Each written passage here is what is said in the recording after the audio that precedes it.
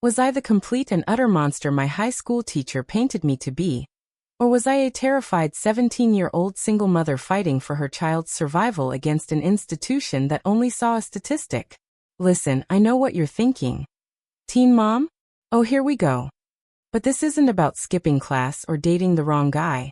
This is about a teacher, Mrs. Davison, who decided that because my bank account was empty, my home was unfit, and my baby, my sweet, perfect 7-month-old daughter Lily, was in danger. She didn't just fail me in history class.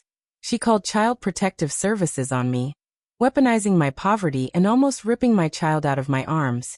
And it all started with a simple, innocent request for a jacket on a freezing Tuesday morning. Tell me honestly, if someone tried to use the government to punish you for being poor, would you have fought back just as hard, even if it meant risking everything you had left? My name is Maya, and I was a senior in high school, or at least trying to be. When I say I was poor, I don't mean I drive an old car poor. I mean, I count out pennies to buy half a gallon of milk poor. My parents died in a car accident when I was 15, leaving me with their rundown trailer, a mountain of their medical debt, and barely enough life insurance to cover the funeral. I got pregnant a few months later. It was a mistake, yes, but Lily, my daughter, became my entire world. The only light in the suffocating darkness. My days were a brutal, unforgiving cycle. Wake up at 5 a.m. to feed Lily, take the bus to school for my required classes, rush straight to my part-time job at the fast food place until 10 p.m., come home, feed Lily again, and finally crash for a few hours before starting over. Sleep was a luxury I couldn't afford, and homework was a distant dream. I was exhausted, stressed, and constantly hungry, but I was doing it. I was keeping my daughter fed and safe, even if barely. The setting for this whole nightmare was Northwood High, a sprawling campus of privilege. Most kids drove Mercedes and talked about which Ivy League they were planning to attend. I stood out like a sore thumb in my threadbare, handed-down clothes, often smelling faintly of stale fryer oil. My history teacher, Mrs. Davison, was the queen of this establishment. She was in her late 50s, impeccably dressed in tweed suits, with a sharp bob and a stare that could freeze lava. She had this air of academic superiority, constantly dropping names of philosophers and correcting our grammar with a surgical precision that felt less like teaching and more like an attempt to establish dominance. She saw my exhaustion, my lack of enthusiasm for the French Revolution, and my frequent absences, which were usually due to Lily having a fever or needing a last-minute doctor's visit. And she didn't see a struggling student. She saw a problem. She saw a drain on the school's image, a girl who didn't belong. The initial incident, the one that cracked the door open for her disastrous intervention, happened in mid-November. The heating system in the school's old wing, where Mrs. Davison's class was located, was notoriously unreliable. It was an exceptionally cold day, one of those days where the air bites at your exposed skin. And the classroom was freezing, truly bone-chillingly cold. I had 3 layers on, but I was still shaking. Lily's daycare provider had called me during lunch, a frantic, whispered message about Lily running a slight temperature. The worry was a physical weight on my chest. I couldn't concentrate. I had given Lily my only good, thick blanket that morning because her trailer heater was sputtering again. I looked down at my arms, covered in goosebumps, and realized I was going to be sick, and if I got sick, who would take care of Lily? It was a moment of weakness. A desperate attempt to conserve my energy and body heat. I quietly went up to Mrs. Davison's desk while she was grading papers and asked her in a low voice, "Mrs. Davison, could I possibly borrow one of those school blankets or maybe a spare jacket from the lost and found, just for this period? It's really cold in here, and I can't afford to get sick right now." I fully expected a polite refusal or maybe a suggestion to use my own coat. What I got instead was a look of pure, unadulterated disdain. She didn't look up from her papers immediately. When she finally did, she peered over her reading glasses, her mouth thin. "Maya," she said, loud enough for half the class to hear. "The school does not run a charity for students who fail to dress appropriately for the weather. Furthermore, if you are really cold, as you say, perhaps you should reflect on the choices you've made that have led you to this situation where a simple jacket is apparently beyond your means." The implication was clear. My poverty and my status as a young mother were my fault, and I deserved to freeze as a consequence. It was humiliating. I stumbled back to my seat, my face burning, feeling the stares of my classmates like physical pinpricks. I endured the rest of the class shivering, but from that moment on, Mrs. Davison seemed to target me. She started asking me pointed questions about my attendance, my grades, and my ability to complete projects, always with that subtly judgmental tone. A week later, the situation escalated dramatically. I had been struggling for months to keep up with the electricity bill at the trailer. After paying for Lily's formula and a portion of the overdue rent, the power got cut off. I had been using a few battery-powered lamps and relying on a neighbor to charge my phone, but the weather had gotten even colder. I bundled Lily up in everything I could find, keeping her warm, but the food situation was dire. My food stamp card was delayed, and my paycheck wouldn't come until Friday. That particular day, I hadn't eaten anything but a granola bar since the night before, and in Mrs. Davison's 3-hour AP history class, my stomach, which had been rumbling softly, let out a loud, embarrassing growl. A few students giggled. Mrs. Davison paused mid-sentence. "Is everything all right, Miss Sharma?" she asked, her voice laced with mock concern. I mumbled an apology and a lie about not getting enough to eat during lunch. That was my second mistake. The very next day, I was called down to the principal's office. When I walked in, Mrs. Davison was there, sitting across from Principal Harrison, looking like a triumphant vulture. Next to them was a woman I didn't recognize, holding a notepad, a CPS caseworker. My heart plummeted through the floor. Principal Harrison cleared his throat, avoiding my eyes. "Maya," he began stiffly, "Mrs. Davison has expressed some serious concerns about your welfare and, by extension, the welfare of your child. Concerns that, frankly, she felt obligated to report." Mrs. Davison leaned forward, her expression grave. "It's about neglect, Principal. The girl is clearly malnourished, her constant shivers, the stomach growling in class, and she admitted to me that she hasn't been eating properly. If she can't feed herself, how can we be assured she is properly feeding the infant? She's also constantly tired, falling asleep in my class, which shows an inability to care for the child during the night.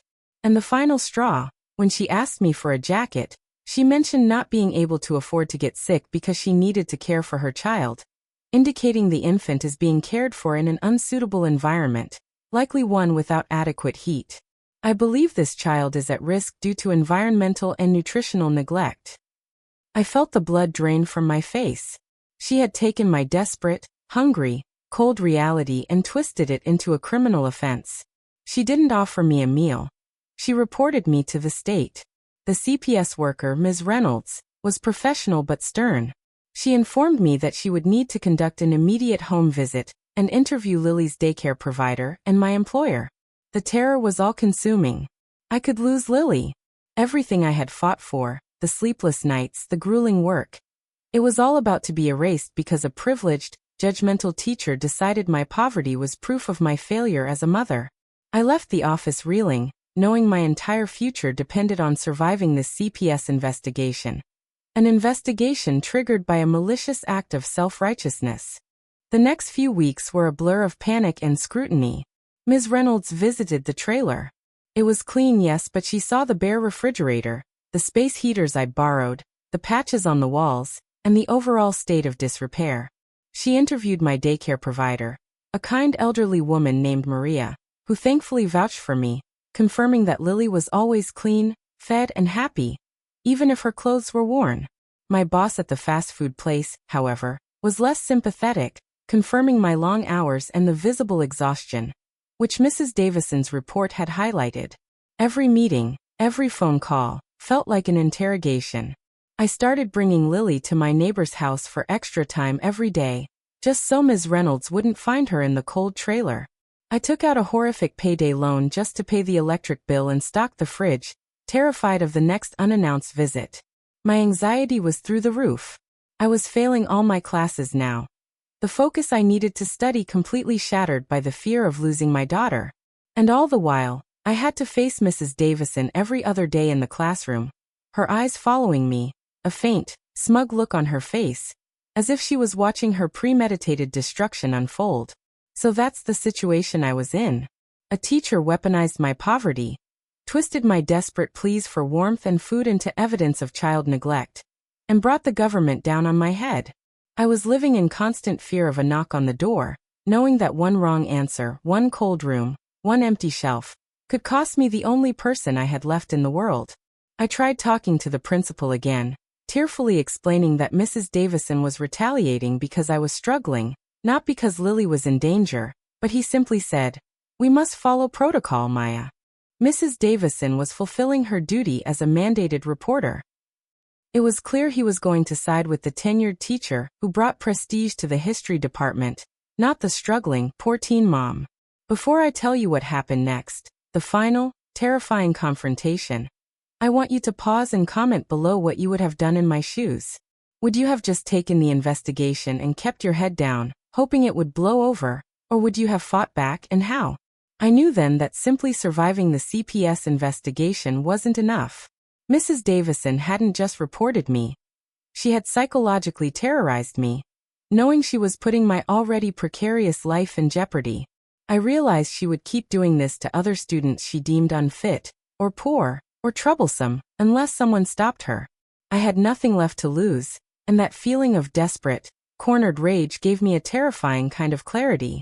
My focus shifted from just passing my classes to gathering evidence against her. I started small. I began recording every single interaction with Mrs. Davison on my old phone. I'd sit at the front of the class, the phone hidden in my backpack pocket, recording the audio. I captured several instances of her openly insulting students who asked simple questions, criticizing their intelligence, and making subtly condescending remarks about their future prospects. I needed something bigger, though. I needed proof of her malice, not just her general unpleasantness. The break came unexpectedly, from a source I never would have thought of: the school's online submission portal. Mrs. Davison was notorious for using the school's digital homework submission system. Every assignment, every test, every major project was submitted digitally. I had a friend, another student in her class, who was a genuine whiz kid with computers, completely capable of getting into any system. I took him aside, told him a heavily sanitized version of what Mrs. Davison had done to me, and asked for his help. I asked him to pull up her grade reports for the past year. He was hesitant, but the sheer injustice of my story convinced him. He worked his magic over a weekend. What he found was a goldmine. For Mrs. Davison's AP history class, she used a custom-designed rubric for the final, year-long research project. This project was worth 40% of the final grade. My friend found that for any student she didn't like, specifically, the students she often criticized for their socioeconomic status, their extracurricular choices, or their general lack of academic rigor, code for not being rich, privileged kids, she had an unofficial, hidden addendum to the grading rubric. It wasn't written down anywhere official. It was hidden in her personal notes on the grading server. This addendum basically docked 10 points right off the top if a student showed a lack of cultural sophistication or global awareness, which she secretly defined as citing any non-academic, modern source like a reputable news source instead of an obscure, centuries-old scholarly journal she preferred. More damningly, he found a private message chain between her and another teacher, the ceramics instructor, complaining about having to deal with the inevitable riffraff that the new scholarship program brought in, followed by a detailed list of those students, including my name, and her notes on how to ensure they don't taint the honors roll with their mediocre performance. My project, in her notes, was initially graded a high B, but she manually lowered it to a failing D after applying this unofficial cultural sophistication penalty. I had been failing history not because I was a bad student, but because she actively decided I was unworthy. I printed out everything: the transcripts of my recorded interactions, the official and unofficial rubrics, and the message chain. I compiled it all into a massive, organized binder, complete with highlighted sections. The next day, I didn't go to class. I went straight back to the principal's office, but this time, I wasn't crying or pleading. I walked in, placed the massive binder on his desk with a heavy thud, and said, "Principal Harrison, I am not here to beg you to stop the CPS investigation. That is a state matter now, and I will handle it. I am here to report a severe case of teacher misconduct, discrimination, and blatant abuse of power by Mrs. Davison. which led to me being falsely reported to state authorities. He scoffed at first, but as he flipped through the pages, the recording transcripts, the proof of her derogatory comments, and finally, the 2 rubrics and the message chain, the color drained from his face. The messages were undeniable proof of her prejudice against low-income students. He was silent for a full 5 minutes, just staring at the evidence. When he looked up, the air was thick with panic. He knew if this binder got out, the school would be facing a massive lawsuit, not just from me, but from every other student she had unfairly failed or targeted. I leaned forward, my voice calm but hard as ice. I want Mrs. Davison gone. Not suspended, not reprimanded. Gone. Today. And I want a formal, written statement from you, personally, that the school's report of child neglect based on Mrs. Davison's complaint was completely unsubstantiated and based on discriminatory intent. I also want my history grade for the year retroactively corrected to an A based on my original project score. If I walk out of here and any part of this CPS case against me continues, or if I hear that Mrs. Davison has simply been transferred, this entire binder is going straight to the school board, the local newspaper, and every single parent whose child was targeted by her. The principal crumbled. He promised immediate action. Within 2 hours, I received a text message from a friend saying Mrs. Davison had been seen being escorted out of the building by security, her face pale and furious. Later that evening, Principal Harrison called me. He confirmed that Mrs. Davison had been terminated immediately, effective immediately, for ethical violations and discriminatory grading practices. The school, he assured me, would issue a statement to CPS declaring my case unfounded and maliciously reported. The aftermath was profound. The CPS case closed 2 days later, the report stamped unsubstantiated. Ms. Reynolds even called me to apologize, saying the evidence I had provided the school made it clear the initial report was malicious. I finished my senior year, my history grade corrected to an A, and I even managed to get a small scholarship based on that new transcript. The trailer was still a wreck, and I was still exhausted, but Lily was safe and the crushing fear was gone. My revenge was simple. I removed the source of the poison. Mrs. Davison not only lost her job but her entire career, simply because she couldn't tolerate a poor girl succeeding. I heard through the grapevine that she tried to sue the school for wrongful termination, but my binder of evidence completely shut her down. I may have been a struggling teen mom, but she underestimated the ferocity of a mother protecting her cub. The moral of my story is this: don't ever let someone in power use your circumstances against you to justify their own cruelty or prejudice. When people mistake your struggle for weakness, that's the time to use their arrogance against them. I was poor, yes, but I wasn't stupid, and I wasn't a bad mother. I was simply a victim of a bully who thought she was untouchable. My victory wasn't just about saving Lily. It was about proving that my worth wasn't tied to my bank account. Lily is 3 now, thriving, and I'm enrolled in community college, studying to be a paralegal. Funny enough, I think all that legal maneuvering with Principal Harrison gave me a taste for justice. Like this video if you were on my side in this terrifying fight. Subscribe for more stories of regular people fighting the system, and share your final thoughts on this whole mess in the comments section. Did I go too far? Or was my revenge completely justified? I'll see you all in the next story.